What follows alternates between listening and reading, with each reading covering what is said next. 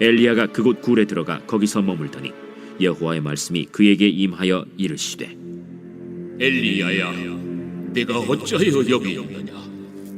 내가 만군의 하나님 여호와께 열심히 유별하오니 이는 이스라엘 자손이 주의 언약을 버리고 주의 제단을 헐며 칼로 주의 선지자들을 죽였음이오며 오직 나만 남았거늘 그들이 내 생명을 찾아 빼앗으려 하나이다. 너는 나가서 여호와 앞에서 산에 서라.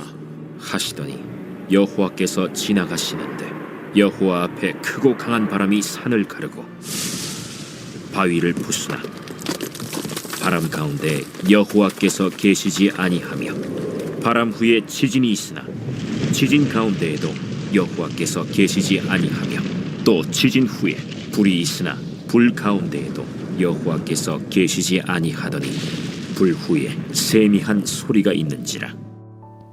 할렐루야. 8월 23일 세미한 소리가 핵심입니다. 그리스도인들은 자기 삶 가운데 특별한 이적이 있기를 기대하며 살아갑니다. 특히 견디기 힘든 고통이 임할 때 오늘 말씀에 나오는 크고 강한 바람이 산을 가르고 바위를 부수는 이적이 나타나기를 기대합니다. 오늘 본문에 나오는 엘리야는 얼마 전 바알과 아세라를 숭배하는 선지자들과의 대결에서 승리한 하나님의 참 선지자입니다. 그러나 지금 그는 도망하는 초라한 신세가 되었습니다. 불로 재물을 사르고 비를 내리게 하는 등 이적을 수없이 행한 엘리야였지만 그의 사역은 성공했다고 보기 어려웠습니다. 백성은 엘리야가 여호와의 이름으로 행한 놀라운 이적을 목격하였음에도 이스라엘 주님의 언약을 버렸고 엘리야 자신은 이세벨에게 목숨을 위협당하는 신세가 되었기 때문입니다. 엘리야는 차라리 생명을 거두어 달라며 하나님께 한탄하기까지 합니다. 이런 엘리야에게 하나님께서 바람이나 지진, 불 가운데 임하지 않고 세미한 소리 가운데 임하신 것은 이적의 한계를 보여줌과 동시에 말씀의 위대함을 알려주시는 모습입니다. 히브리서 4장 12절에 보면 하나님의 말씀은 살아있고 활력이 있어 좌우의 날선 어떤 검보다도 예리하여 라고 했습니다. 하나님은 엘리야에게 사람을 진정으로 변화시키는 것은 이적과 같은 외적 현상이 아닌 하나님의 말씀이라는 것을 알려주신 것입니다. 그렇기에 우리는 이적과 환상이 아닌 참되신 하나님의 말씀에 귀를 기울여야 합니다.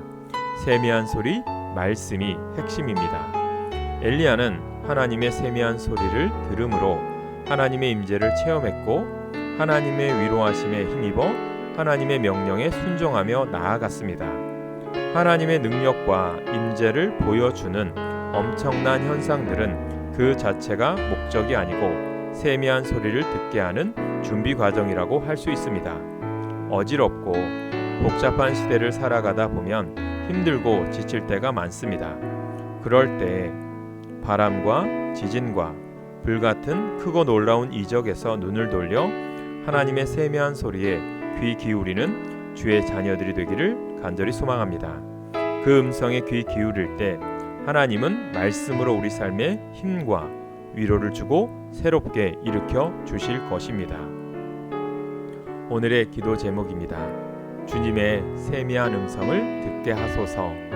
주님의 말씀을 듣고 순종하는 삶을 살게 하옵소서. 교회 주님의 동역자와 일꾼을 보내주옵소서. 영적으로 육적으로 아픈 영혼들을 주님께서 치유하시고 회복시켜 주시옵소서. 기도하겠습니다.